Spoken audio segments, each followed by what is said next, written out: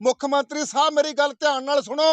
ਮੁੱਖ ਮੰਤਰੀ ਕਹਿੰਦਾ ਇੱਕ ਵਾਰ ਡਰਾਮੇ ਕਰਤਾ, ਆਹ ਜਿਹੜਾ ਕਿ ਵੱਡਾ ਮਾਫੀਆ ਨੂੰ ਕਦੋਂ ਹੱਥ ਪਾਊਗਾ? ਗਰੀਬਾਂ ਦੇ ਘਰ ਢਾਹ ਕੇ ਨਸ਼ੇ ਵਾਲਿਆਂ ਦੇ ਡਰਾਮੇ ਕਰ ਰਹੇ ਹੋ। ਆਹ ਇੱਥੇ ਕਿੰਨੇ ਕਿੰਨੇ ਏਕੜ ਜ਼ਮੀਨ ਹੈ, ਹੁਣ ਪੁਲਿਸ ਕੀ ਕਹਿ ਰਹੀ ਆ? ਠੇਕੇ ਤੇ ਜ਼ਮੀਨ ਦਿੱਤੀ ਹੋਈ ਹੈ ਜੀ, ਹੁਣ ਝੋਨਾ ਲਾ ਲੈਣ ਦਿਓ, ਇਸ ਤੋਂ ਬਾਅਦ ਚਲੋ ਇਸ ਤੋਂ ਬਾਅਦ ਤੁਹਾਡਾ ਮਸਲਾ ਹੱਲ ਕਰਾ ਦਾਂਗੇ। ਕਿੰਨੇ ਸਾਲ ਹੋ ਗਏ ਪਹਿਲਾਂ ਨਹੀਂ ਮਸਲਾ ਹੱਲ ਕਰਾਇਆ? ਅਸੀਂ ਝੋਨਾ ਨਹੀਂ ਲੱਗਣ ਦਿੰਦੇ। ਇਸ ਕਰਕੇ ਅਸੀਂ ਇਹੀ ਗੱਲ ਕਹਿਣਾ ਚਾਹੁੰਦੇ ਹਾਂ ਪ੍ਰਸ਼ਾਸਨ ਨੂੰ, ਆਪਦਾ ਇਹ ਲਿਖਿਆ ਪੜ੍ਹਿਆ ਵਿਚਾਰ ਲੈ ਕਿ ਤੁਸੀਂ ਠੱਗਾਂ ਦੇ ਨਾਲੋਂ ਕਿ ਤੁਸੀਂ ਇਹਨਾਂ ਲੋਕਾਂ ਦੇ ਨਾਲੋਂ।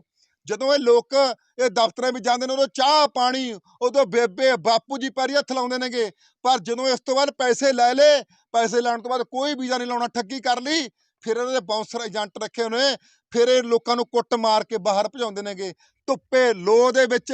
ਆਹ ਮਾਵਾਂ ਰਾਤ ਨੂੰ ਮੱਛਰ ਦੇ ਵਿੱਚ ਪੈਂਦੀਆਂ ਨੇ, ਇੱਥੇ ਕੋਈ ਬਿਜਲੀ ਨਹੀਂ ਹੈਗੀ, ਇੱਥੇ ਕੋਈ ਲਾਈਟ ਨਹੀਂ ਹੈਗੀ, ਰਾਤ ਨੂੰ ਮੱਛਰ ਤੋੜ ਤੋੜ ਖਾਂਦਾ। ਦੇਖ ਲਓ ਰੋਹੀ ਬੀਹਾ ਬਾਣਾ। ਸਰਕਾਰੇ ਸ਼ਰਮ ਕਰ ਓਏ।